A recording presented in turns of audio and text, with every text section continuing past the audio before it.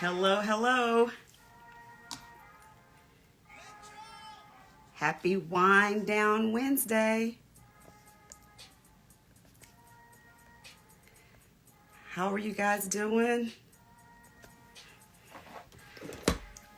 We're going to get started. Happy Wind Down Wednesday. Ah,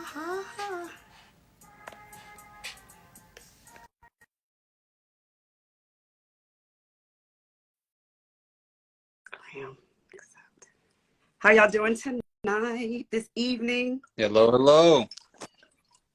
I should have Hello an there. IG set up already, but I didn't. All right. It's okay. Okay. It's Can you hear me? okay. Take Check, your check. time. Yep, All right, good. Put I my can hear you Beyonce well. light on. All right. Oh, no. You're in my notes already. See? I'm doing good. How you doing? I've been looking How are forward to you? this for so long. My book almost a year ago, and I've been like, I when can have I? But too. it takes forever to get on your schedule. You booked and busy, man.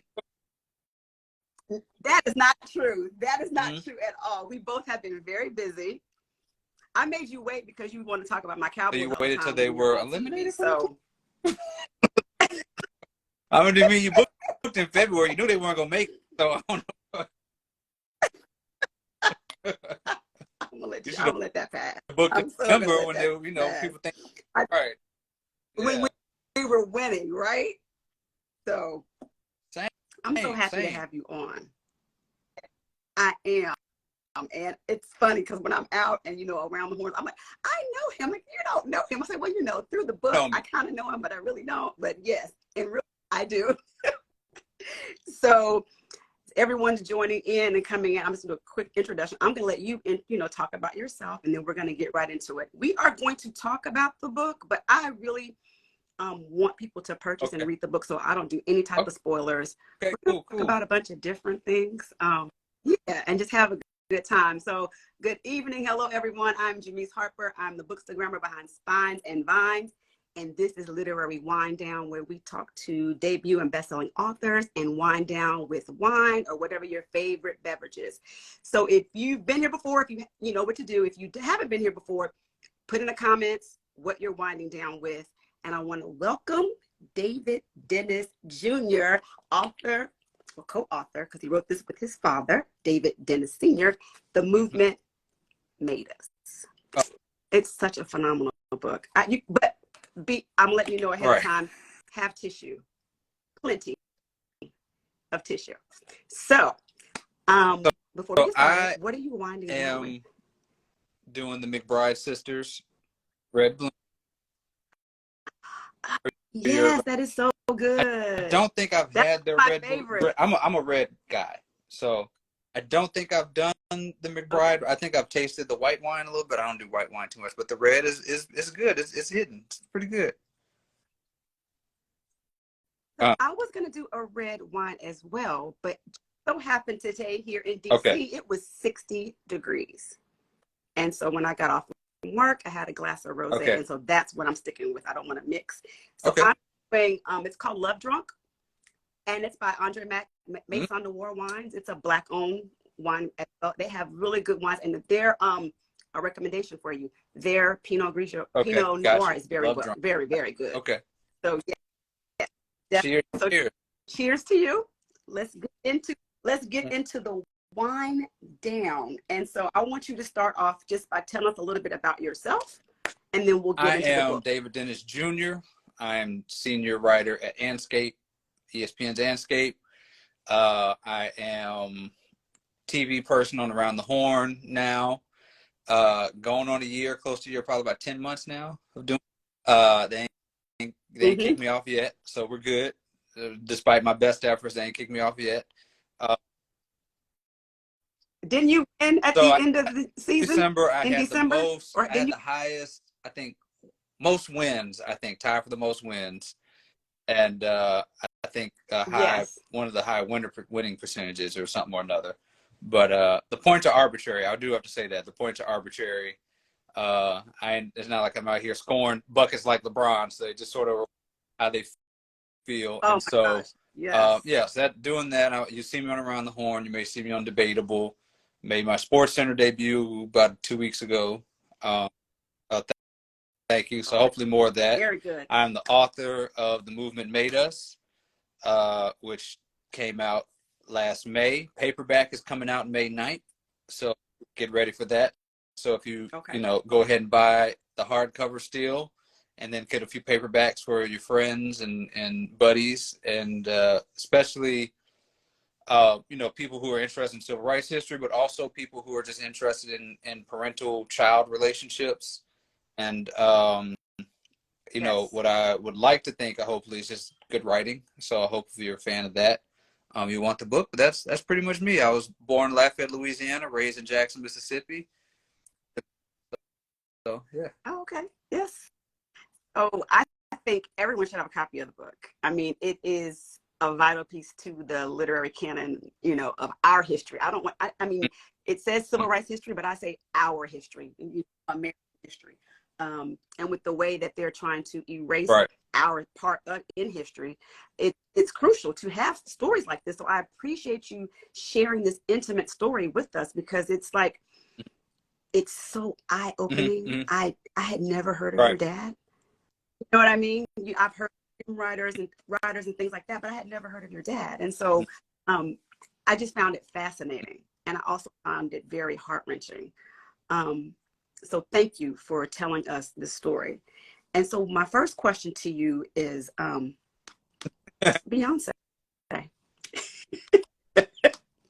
How you go from something serious? Because before we get into the book, there was I think it was a tweet that you said, I've moved beyond the stage of playing Beyonce's album.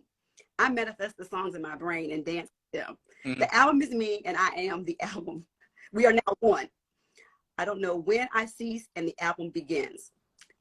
Can you talk about that? Because I feel that deep in my soul. At some point in the process of Renaissance, taking over my body, I just I felt like I was listening to the album, but I wasn't listening to it. I was just out in the world, just singing the songs, they were just, I was just humming them. It was like Baby Shark for grown-ups. I was just humming all the Beyonce songs in order, going from track one all the way through and just singing everything. And I wasn't playing the album. You know what I'm saying? Beyonce streams would be billions more, but I think people just I don't need to play it. It's right here. It's in my, you iron, it's all, doing your laundry, you're doing whatever at the grocery store. You just sing the songs. They're just in your spirit. It's like This Little Light of Mine. It's just you don't listen to This Light of Mine, but you just know it. You just have it. It's one of those no skip. It's just all the way through. It's amazing. So how do you feel about the snub for album of the year? Because clearly I have been of the camp probably for about as long as I've been writing about entertainment journalism. So about more than a decade, almost 15 years. I've been saying the Grammys and the Oscars to a lesser extent, but the Grammys especially, they use the popularity of Black talent to get us to watch, right? So this last week, all they talked about, stay tuned, Jay-Z's gonna rap. Stay tuned, Jay-Z's gonna rap. So everybody stay tuned in to watch Jay-Z rap, and they let us sort of imagine a world where Beyonce wins, right? They vision that world. And so they know what they're doing. They're doing it on purpose so that we can continue to watch, right? And today, we're going to watch Jay-Z, but they're not going to give the awards to the Black folks who deserve it. And it's not a Beyonce thing. Obviously, Beyonce should have won for this. She should have won for Lemonade. She should have won for self-titled album. Absolutely, Lemonade. Yeah. Goes beyond that. There's, I mean, a lot of people know this. This may not be new information. Some don't. Do you know the last Black woman to win Album of the Year? It was Lauryn Hill in 1990. Was it Whitney Houston? We've not had a Black woman win Album of the Year in this century. In this century. Think about all the artists of the 21st, all the Black women artists. Not a single one has won Album of the Year. Lizzo, when she won Record of the Year, was the first time a Black woman's won that since Whitney Houston. Right? And so, yes, I knew it was okay. They're just not for us. You know what I'm saying? They're not for us. But the thing about it is that Beyonce and artists like her have transcended to a level this does not invalidate Beyonce. This invalidates the Grammys, right? Because there's no way you can say that she has not deserved these awards. You know, like even beyond this, like I know they were celebrating that she got the most Grammys ever, right? But when it comes to the big three, record of the year, album of the year, song of the year, she's only won one of those. And that was for single ladies. Like Beyonce's awards are mostly segregated awards. She wins every time she puts an album, she wins all the R&B awards.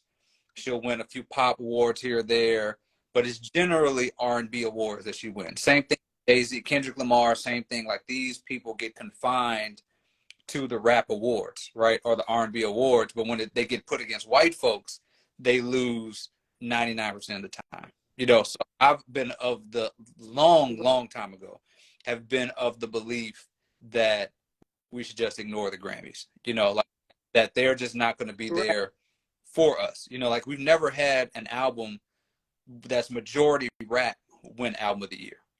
You know. Oh, right. But yeah. Right. We got a whole Hip Hop 50 production full of people were never nominated, you know, and never won a Grammy, you know. And so, you know, I just think that let me take a little bit of that because I tend to say we should ignore the Grammys, like the artists should ignore them. But like, as somebody who like once who wrote a book and now wants awards that white people give out, like to tell the artists not to, you know what I'm saying, to ignore the Grammys because like that's something that they hold dear.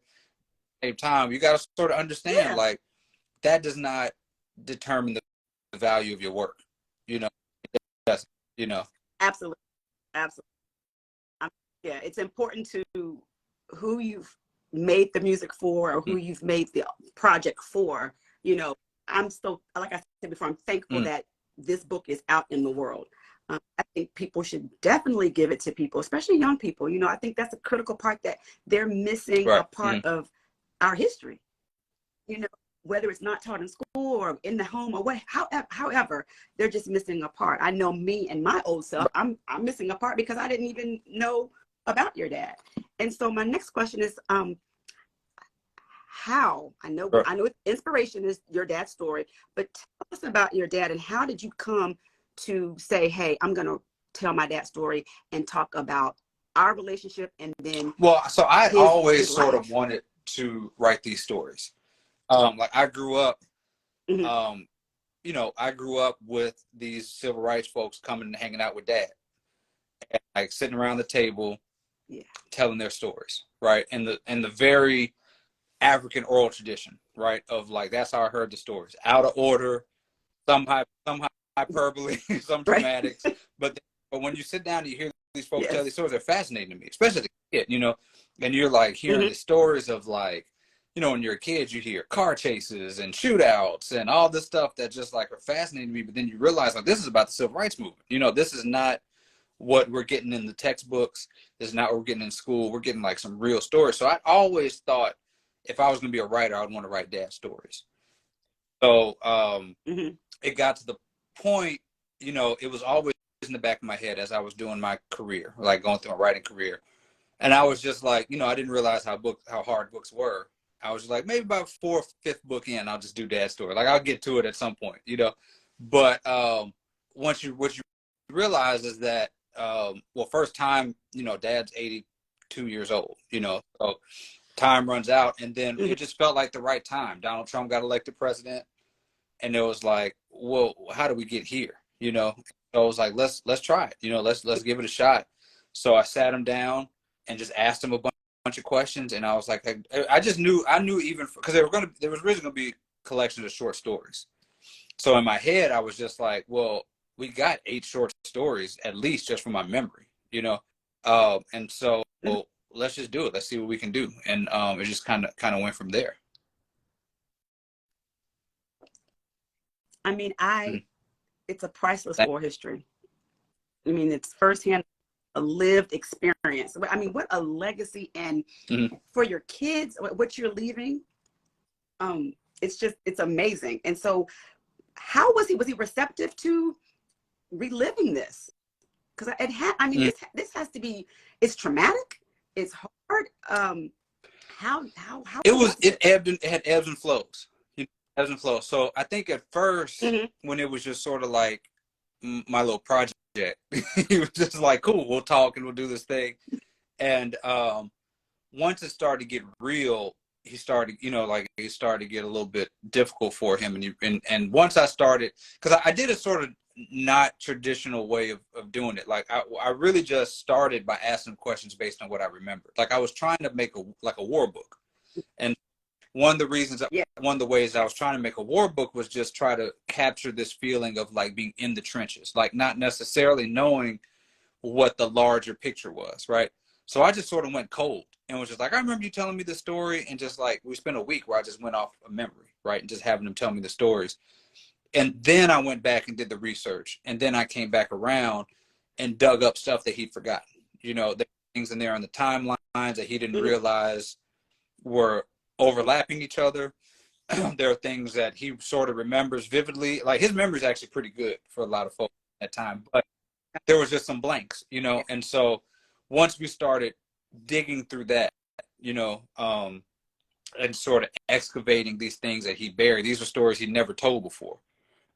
I think like once you get on that sort of speaker Mm-hmm. circuit, you can sort of you can get into a comfort zone and tell these stories, tell sort of the same stories. But once we sort of like really broke out the timeline, the chronology, some of the stuff, it got really difficult for him, and especially it got difficult for him as like I was writing the chapter about Medgar Evers, right around when George Yes. Floyd was killed, and so he was sort Mm-hmm. of watching George Floyd and then reliving this Medgar Evers thing, and that was real difficult for him in a lot of ways.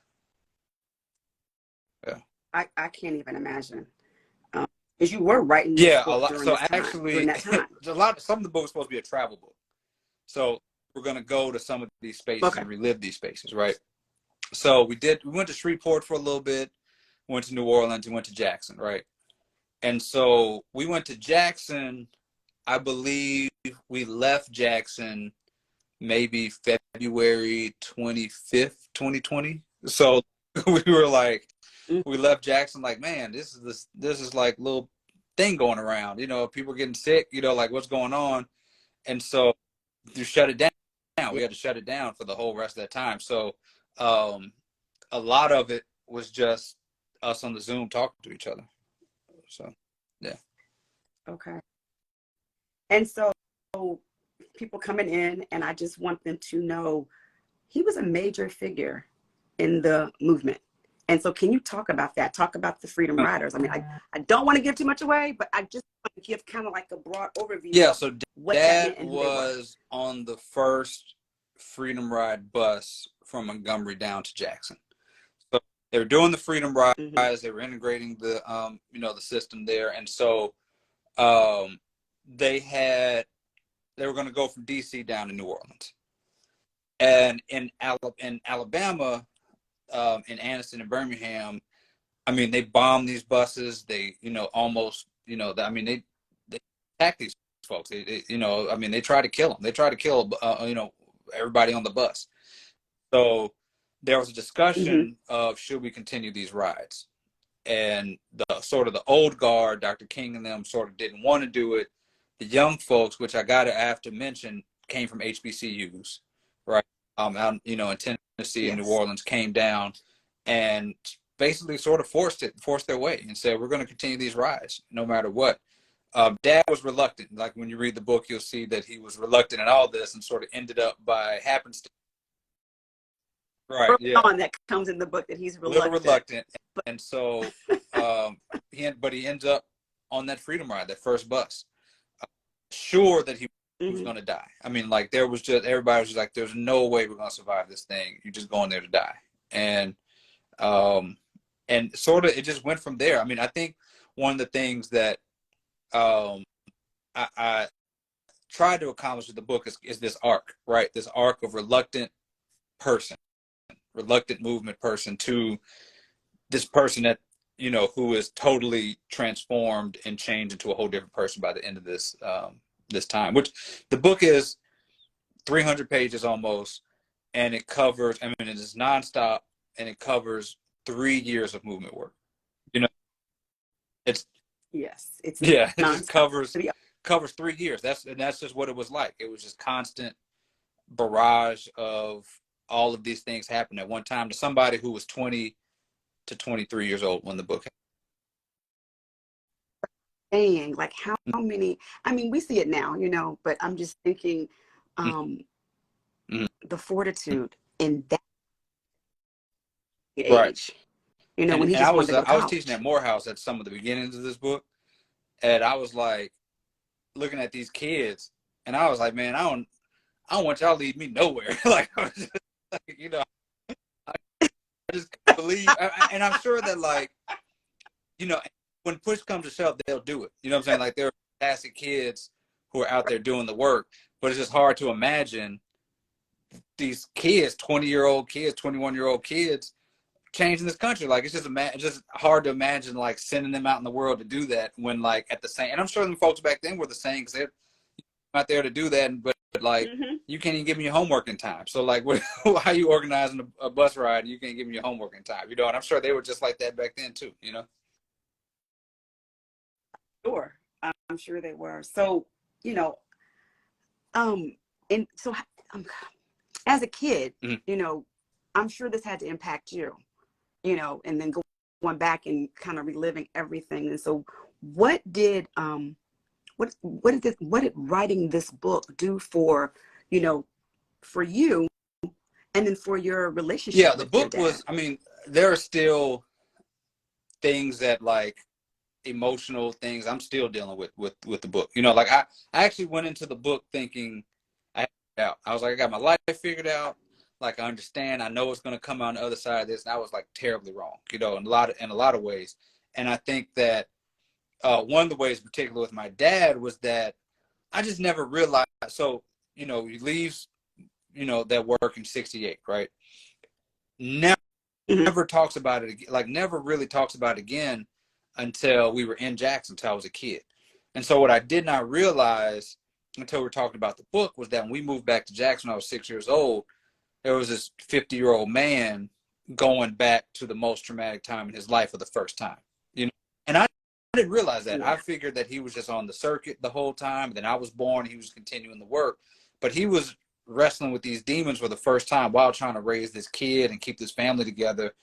And like it really colored and informed a lot of my childhood, in a lot of ways I did not know. And doing this book, for folks don't know, there are letters that I write directly to dad in the book.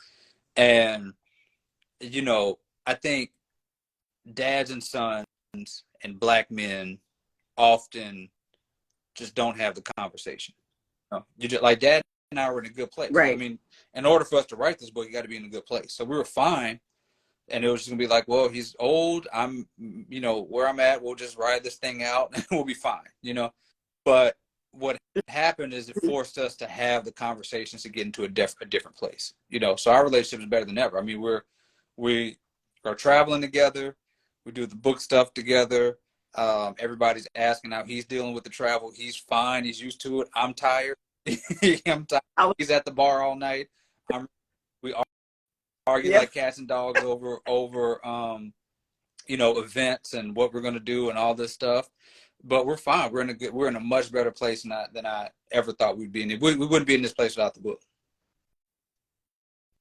That's, oh my gosh, that's wonderful. Mm, Um, you wrote this article, and you about your dad going back to Jackson. When you said that just now, it kind of coincides with going back mm, to where you had all this trauma, and you talk about civil rights, people working in civil rights, mm, mm, should be mm. treated as veterans. And they have PTSD. They're fighting a battle for the democracy, for the country. And I just Oh, love thank you, that thank you, thank article. It is so spot on. I mean, they should get the benefits. So can you talk about that? Because here's, he's sending people out to fight battles for our democracy, you. Mm, for our rights, losing friends. yeah. It's like a war. So it's sort of a long story, but when I was in high school, so I never really was into biographies, right? When I just didn't have the attention Mhm. span for biographies. Like you do a thing, and then like for 6 months you're like nothing. Like our normal lives, you just like just do 6 months, you're just hanging out, right? But there's like pages of like those 6 months where you're just hanging Right. out, and like I get real bored. So I was trying to think about how to write, even in high school, how to write Dad's book. And my English teacher at the time, Ms. Williams, shout out to Ms. Williams, she had us read the things they carried, uh, which is the short stories, Tim O'Brien's short stories about Vietnam, right? I was like, man, this is how I can write my Dad's book one day. Like if I did short stories so I could skip through the boring parts, right? And as I was thinking about framing this book like that, I was thinking about framing the book like a war book, you know, a book about, like people on the battlefield. And as it started to come together, you really realize how true that is. Like I was thinking about, I'm writing a book that's full of like bombings and spies and assassinations and like all of the things Yes. that make war, and then I was thinking about, well, what happens to people at war, because also like it's what I was, one of the things I did in the research, like, you go to war, you do 6 months here and then you come back, you do 6 months and you come back. But like for these folks, like first of all, there was no home base. There was no base to go to sleep at night and be like, nobody's going to attack the base, but they went to their houses, Medgar Evers shot in front of his house. Right. And so there was that, there was no 6 months and then you're off. They were just nonstop. Right. And as I was thinking about all that, I was thinking about, well, what were they actually doing? They were fighting a war. They were installing democracy in the country that didn't want it, right? Which is like why we supposedly go to war. Like you go to war to install democracy in these regimes that are anti-democratic, right? And so why don't we treat them like we treat folks who've done that, right? Like they fought a war, they won a war, they installed a democracy. Why don't we give them, some of these things? Like they're raising money all the time when civil rights veterans die. They're scrounging money for Mrs. Hamer, for all these folks need money because there's no pension, there's no anything, there's no anything to treat the PTSD. There's nothing. There are people who were on those Freedom Ride buses who are still injured, who still have injuries, long-term injuries, and they get nothing, and so if we're going to treat veterans of war like that, we should treat veterans of the civil rights movement the same way. I agree. And it really touched me because I thought about when my dad was living, he never talked about, he fought in the Vietnam War, but he never talked about it. I realized until I got older, I wanted to ask, just how, and as we, Gulf War and all that, I was asking questions and I could see the way he would shut down or just kind of cut me off very curtly. He would never, and he died, and us not knowing anything about his time, right? So in preparing for his funeral, we find all these medals. Okay. My sister and I, we find all these medals. No, right. I mean, we know what they are. We're Googling them, but we had no story. Right. Behind. We're just left with that. And to say that, it's the same. You carry burdens, you carry this weight with you throughout your life. It doesn't go away. And there's no apparatus to help them, They just got to figure it out. I mean, they got to go raise families and stuff. They can go get jobs, like they just got to go get regular jobs and like, learn how to function in a society when their 20s were spent at war. It's impossible. Mm-hmm. It is. What's your thoughts on, with a book like this, because it is so much of a firsthand account of what happened during the Civil Rights Movement, the Freedom Riders. What's your thoughts on, how they're banning books now and, picking the parts that make them feel better or feel bad to share, in school systems or however, how do you feel about that? It's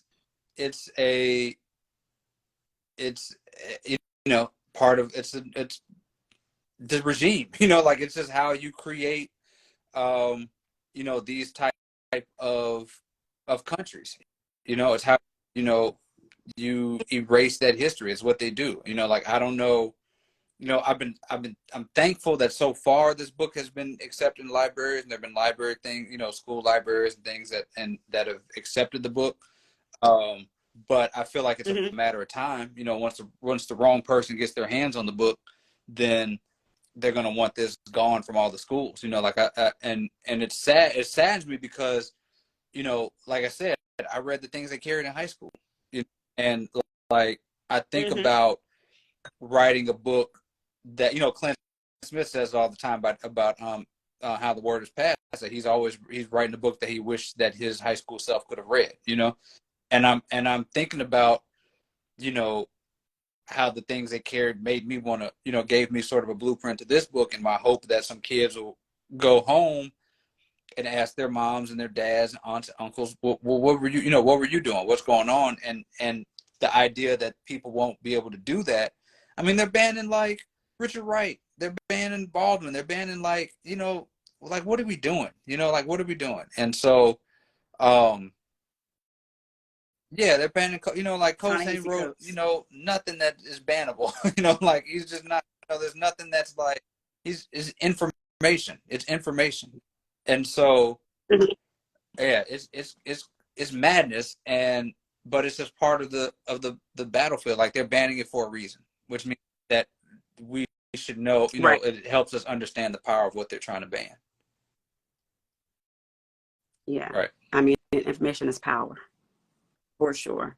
Um, what surprised you the most while you were writing this book?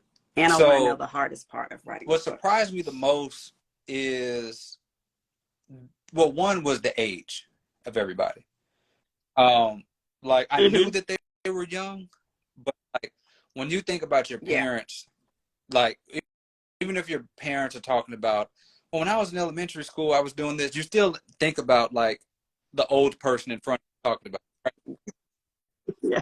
Right. You don't Yeah, think and about so them being like 20 as years old. like I said, I was teaching at Morehouse. As he was talking about this, I was like, wow, like this was actually a kid. These are actually kids, and I sort of leaned on the Morehouse kids and leaned on the like, because also around this time was Judas and the Black Messiah came out, right? And there was a lot of talk Yes. about the actors in the movie, right? Because Mm-hmm. Kahlua and the other brother in there were in their 30s, right? Yeah. And doesn't capture just Mm-hmm. how young the folks actually were, right? And so one of the things I wanted to do was to make sure I captured how young these kids were. So there's like these moments of comedy, these moments of mischief, these moments they just like do dumb stuff because they're kids, which was important for Right. me including there. So that was one thing, was that how just realizing how young they were. And then also was the overlapping of how things were going back to back.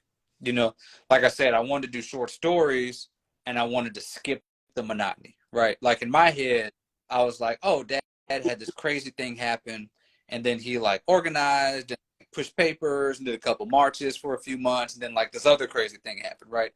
But these things were happening on top of each other, you know?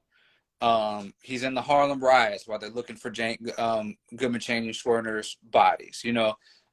Medgar's killed and Mrs. Hamer's in jail at the same time, and all of these things are happening all at once. So I think the timeline and how it all Yeah. was condensed and happened at the same time, but that was really surprising me because I'd heard the stories and he told the stories, but obviously he wasn't telling me the chronology of the stories, and he didn't realize it himself. So once you realize, oh, this is all happening at the same time, like there was no point. It's not, these aren't short stories. This is just as it happened, but it feels like, because it's boom, boom, boom, boom, boom, one after the other. And it seems very like when I was reading and listening, I'm thinking like so much was going on at one time, right? How does that translate to today? Because I feel like this right now, like so much is going on. Like I don't feel like I can catch my breath. It's always something. Um, you know, less people seeing our humanity even less, you know, and so, or wanting us to right Right. the ship that they set the course for, speak to that. I just don't, it's like a lot was going on then, but I feel like a Yeah, well, lot that's one of the reasons going I wrote the book on was now. that was because like we get told that you have to be like Dr. King or Medgar Evers or Rosa Parks or just stay at home. Just don't bother. You know what I'm saying? Like, not doing that, just go stay home. And what's difficult is like like I said, as I was writing this, Trump is president. There's a pandemic. There's like nukes maybe flying all over the place. There's George Floyd. There's this deluge of like black, folks getting killed by police every day. And even the quote unquote microaggression stuff, like the Grammys, like that stuff gets into the Oscars so white type stuff. Like there's like, it seems like everywhere you turn, there's like racist team owners. Like you can't go anywhere without finding this sort of stuff that feels like too much to deal with, right? There's environmental racism, there's dirty water in different places, there's all this stuff. And it's just like, where do I start, right? Where do I start? And I think one of the that I tried to convey here is that like if you just sort of start somewhere, like you don't have to solve everything, but you can chip away, at it. And I mean, the 60s were Vietnam. There was voting rights, killing presidents. There was all kinds of stuff going on back then. And I think it's the same, like it's just hopefully that it provides some sort of not blueprint, but lighthouse for people to realize that, all right, when all this stuff is happening, I don't have to do everything. Like I don't have to solve every problem, but I could just do a little bit here and there. Yeah, Right, and and it's the still voting rights happening, thing is still. still Yeah. it is. You spoke about, you just mentioned racist team owners, and it just takes me to your conversation on Sports Center, and I hope the right time frame, but where you were speaking to why is the onus on the players, so can you talk about that and just kind of frame that for the audience, because I thought that was it was so spot on. Why is it always to us to solve when when there's someone killed or shot? I mean, just why is that always we have to step out, especially in the frame of the frame so of the one Grizzlies, of the things like that I thought about in the book is like who holds the burden of white supremacy, right? And that's the thing that we hold a lot of times. Black folks hold it, but we don't have to. Like we don't have to hold that. And so when Tyree Nichols was killed, or when police murdered Tyree Nichols, I should say, they went on Sports Center and they were talking about what should be done. And obviously this happened in Memphis, and so they were asking me what should the Grizzlies players do to get sort of the owners to act, right? And my response was essentially like, why should we have to do something to get owners to react to it? Like if you are a human and value humanity, you should watch that video and say, this is wrong, I need to do something about it. So often we need the people at the bottom to sort of make the people at the top do something, but that's not our responsibility. Like we didn't create racism or white supremacy. This comes up a lot, especially when we do these chats. Most of our chats have been in the South, right? And so I ask black folks, when you leave Mississippi or the South, do people ever say to you, how could you live there? It's so racist, right? And they'll say, yeah, they get it all the time. And so sometimes I'll ask the white folks, when you leave the South, do people say, how could you live there? It's so racist? A lot of times they tell me they don't get that, right? Because nobody asked them that question, because they don't think about like, why, like, shouldn't you hate it as much as I do? Like, shouldn't you feel ashamed by that? Shouldn't you want to do something? Like, how can you live in a place where these folks where you are benefiting from the murders and the cruelty that happened to other people? The same thing that happens with, when we talk about LGBTQIA rights, and it's like, let's just wait and take their lead and see what they do. No, like like why? Like why as a quote unquote ally, or just like as a human being, why aren't we sort of stepping up to do by WNBA players? Yeah. It's like, why do they have to be the ones who do this when like we should be able to do, like we should be front and center ahead of that stuff. And so To me, I always feel like it should be top down, but often we make it bottom up in terms of who should be doing what. Right. And it's more than just printing a Yeah. T-shirt. Yeah. More than that. You know, and having the players wear Right. the T-shirt during warm-ups is more than that. So I I appreciate know. that Yeah. conversation. So see, I've been That was keeping my up with you. That was my. We'll pull the curtain bill. That was my first Sports Center appearance. I was out with some. There were some coworkers here, and I was out with them, and I was about to go in. I was like Friday night. I was about to go in. It was about to be old fashions all night, and so they were like, "No, we need you to go home now." So I just like dropped my drink and just like went home and did the thing, and because they were telling me I might go on, so I was like, I'm not gonna have these old fat. I'll be on saying all kind of stuff about them police, and they'll never have me on again. So Good. What do you want readers to take away from the movement that made us? Man, you know what? Actually, what I want them to take away from it is something that I didn't really anticipate when I wrote it, but people have started to do it, and it's been beautiful to me. But I've been getting like people will call me and say, I read your book, and man, I just like pulled my kids to the side and just told them my story. I pulled my grandkids to the side and just told them my story. Said, y'all need to hear this. Or like, I read this book and I started like interviewing my mom, my dad. And I just started like, getting their story down and just recording it. I don't know what I'm going to do with it yet. I just wanted their story. And like that to me is something that's really beautiful. Like people asking questions and like, because I feel like the book, I feel like I was tender with Dad. I feel like it's one of the things I was real proud of is that I was kind with him, and he was kind with me too. And I think that like, I hope that this sort of helps people see a way to like do this, even though there's hurt, even though there's pain there, that like we can like give each other grace and sort of figure this thing out together.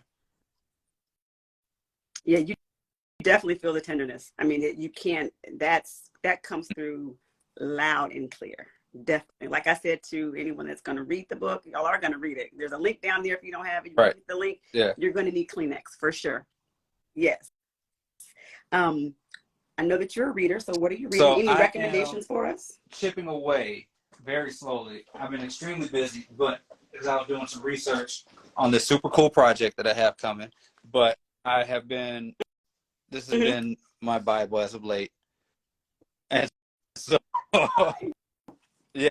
And so I love it like makes me want to be the writer. Like it makes me want to be a writer who is like, ask these questions, or like a writer who is like the way they talk about each other in this book, the way that they are like admire each other.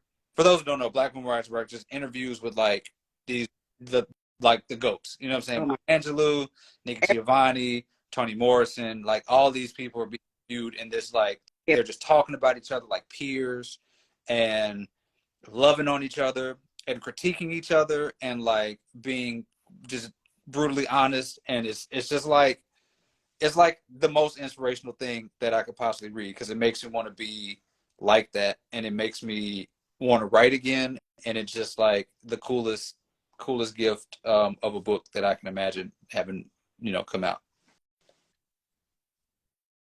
So I haven't started yet because I have the audio too, because I said to myself, I'm going to do a staycation where I'm with some wine by myself, and this is the book that I'm going to read. I'm going to take this with me, and I don't want any interruptions. I can't be at home. Yeah. I want to read this book. Right. Yeah, it's very special. But I'm just happy to be alive during this time where there's so many great writers we're experiencing their work. I love it. I can't go. The next question. Tell me what you're reading. And you mentioned the project, so obviously you can't talk to us about the project. Doing some Davidson shouting out for Clint book. Oh my gosh, I need that. I need that. I can't wait. How the word was passed I think that should be the companion to Your Oh my book and God, South to America. just Offer to be, all, look, anywhere near those books is like all. the greatest honor to me. You know, Clint is my Davidson classmate, and so we go way back. We took poetry together. I will never let him live down that I got a higher grade in the poetry class that he did. But Imani Perry is just like she is the GOAT. You know what I'm saying? Like there's nothing. Yeah. She's amazing. But yeah, definitely those three books Oh, together that's like the for highest sure. I could have for sure. Definitely. So I ask all my guests, and I know people are going to get on me about this, but I ask all my guests because I haven't updated the sheet, so I'm busy. I asked our guests we're putting together this time capsule that we're going to open up 25 years from now. And I need you to give me 5 books, whatever you want, that are going to be in the time capsule. So, Robert Jones has put something in there, Anna Ray has, so just whatever. Juanita Hubbard puts, your friend, she puts something week. So whatever you choose, doesn't matter what it is. Your book is in the capsule, so you don't have to say your book. That's already assumed 5 that your book is in the there. capsule. Okay. So I would say Heavy for sure, which has probably been in there like 20 times. What else would I put in there? Because I'm looking like back here is like my books from like the people that I love and adore right here on my little shelf. So, What doesn't kill you makes you blacker. Damon Young's book, which made me believe in like the possibility of books being done. That was something that was special to me. Damon Young on here. That's who I need on here. It was all a dream. Really good. Justin Tinsley's book about Biggie has to be on there. Shine Bright by Danielle Smith, who you had on here. Yeah, Danielle she just wrote this incredible feature on SZA. Like Danielle Smith, like she's my former editor. She's the one who she taught me more about writing than I could ever imagine have been taught about writing. I spent way too much money in grad school, and I could have just had Danielle Smith as my editor that whole time. And I think she is the greatest like cultural writer that we've ever had. And she wrote about SZA today, and just like some things just make you want to put your pen away forever, or like close your computer and be like, I can't do this. And so she does that for sure. Great. Her writing is phenomenal. I remember when I found out she was coming out with the book, and then when I finally got her to come, when she was able to come on the show, I was like going crazy telling my kids, and they're like, who? And I'm like, oh my gosh, just Google her. Like, she is it. Like, I followed her. I feel like I grew up with her career, and just all the ceilings that she broke. And so when she came to DC, we were able to have coffee that was supposed to be like 15 minutes in like an hour and a half, almost 2 hours. But she is just a wonderful person. Comes out her paperback is coming out too Tuesday, so go get it. It's an incredible book. And so Shine Bright, you got one more. Because I read comic books all the time, and so I have to do a comic book, which is this right here. Robert Jones will love it too. It's Far Sector. N.K. Jemisin's comic book, sort of like Green Lantern, but a black woman who gets like sent off into like the recesses of the universe and has to like instill order. And it's a lot about like, there's a lot about policing and protest and love and all this stuff in here. And it's one of the best books. And the art is incredible. The artist is absolutely incredible. I don't know if you can see that. Yes. Far Sector. Tell us about your love for comic books. That's pretty interesting. That's our first comic. Robert ain't put no comic book in there. He was trying to be uppity. No, I don't think I got to go back and check. I don't think you put a comic in there. Tell him comic books on there. Throw that Wonder Woman on there like you want to. Right. When we get up and tell him what he said, because he's not on social media. All snooty and throw some comics there. He gave Mama Day. He gave Right. us, Robert gave us, Yeah, you need to throw some I don't think comic he books gave on there comic because though. I always try when there's a list. I always try to throw a comic book on there. And Far Sector is one of the ones I'll throw on there. The industry is hard because there's not it's not enough Black folks writing these stories. But our good sister in Chicago, Eve Ewing, is now writing. She's about to start writing Black Panther. Yes. So I'm really excited about that. But I've read comic books since I was 4. Like, they taught me to read in a lot of ways. Like, I read comic books I was about 4 or 5 years old. I'm a huge X-Men fan. Obviously there's the allegory of, all the stuff going on and race and things like that. The last couple of years they've sort of done a new thing with X-Men where they're sort of like created their own country. There's like a separatist sort of like pseudo utopia of where they're doing their own thing, and they've decided to finally give Storm her own sort of like just due. So Oh, she is like the cool, like she's sort of having her moment now. So it's worth reading just for that. If we just had few more Black folks behind there doing writing that stuff, I think it'd be good. But they're doing phenomenal work. So Storm is having her moment, which I'm excited about. that's awesome. I'm not going to keep you too much longer. I know you said you were working on a project, so you probably can't talk about that. 2 projects I'm working on. Um, I got a little something coming out next week. A little video something next week, and then the other thing, we should have a trailer for it very soon. So that means something that you'll be able to watch soon. So there's a couple cool things.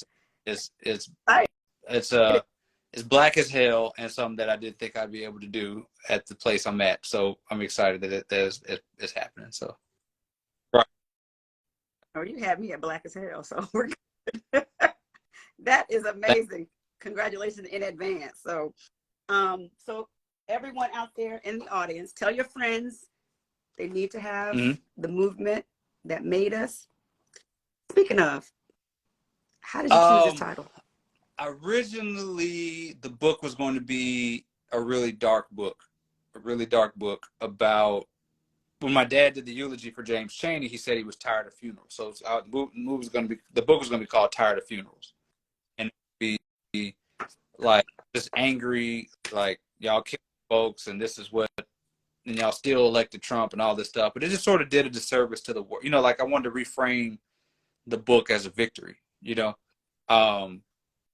And so that was just I don't know, just one of those things where they're like, this sad ass title for your book ain't gonna work. So we need something else out. And so I just sort of thought about it and thought about the different meanings, thought about obviously movement, and not just civil rights movement, but the movement between generations, the movement of just my dad traveling. I was in, like I mentioned, like the original idea of us doing travel together and stuff like that. So there was a lot of work with movement. And then of course there's a lot of movement with us, me and my dad, us as a country, us as, Black folks, all that. So there's so many different meanings. So I just wanted to, it just sort of stuck. Yeah, I mean, the movement that made us, you can take it for so many things, but it made us, like us in this year, in this moment, made us. We wouldn't be where we are right now, if it was not for the movement of the work. I'm so glad that, he's getting his flowers. He's able to see this project come to fruition, that he's going around talking about everything. It's a blessing. It's such a thing. And so I'm happy that, he's here to, just enjoy the moment. And I'm sure he's very proud of you. It's just I don't even know what to say. It's just it's a phenomenal book. Very rich history that we have in this country. And I'm thankful that you wrote it so people will not forget, that they won't forget. So thank you so much for coming on me. I know it's been a long time coming. Cowboys and all that stuff. And continue to listen. You know what? We are free, Black people. We are free. We gotta root for the Cowboys no more, man. Everybody will forgive you. It's okay. Free. We are free. They ain't won the Super Bowl since 1995. 95, right? 95. Nine, Like they were, yeah. right. And we finally made Won. the playoffs after Oh, 30 years. Beanie Babies were out. With them. Tickle Me Elmo was out. You know what I'm saying? Like Sally Jesse Raphael was on TV. Like we could free yourself. You don't anymore. And you know what? I almost surprised you. I almost had, because I was married to a cowboy back during the heyday. Okay. I almost had to on and surprise during this conversation. But yeah, so I'm gonna keep riding with them. They're probably not gonna win until but I'm gonna keep up with you. And it's been a fabulous time. Honor. I appreciate you coming on. I love you guys. I love you, love what you do and this thing. And I'm always, I could not wait. Once I got in the schedule, I could not wait. So yeah, I'm gonna keep pushing the book. I'm gonna reach out to you about what I want to do with a couple of copies with some areas, some places around here. Sure, so I'll reach out to you about that. All right. So take care. Thank you. Thanks for joining.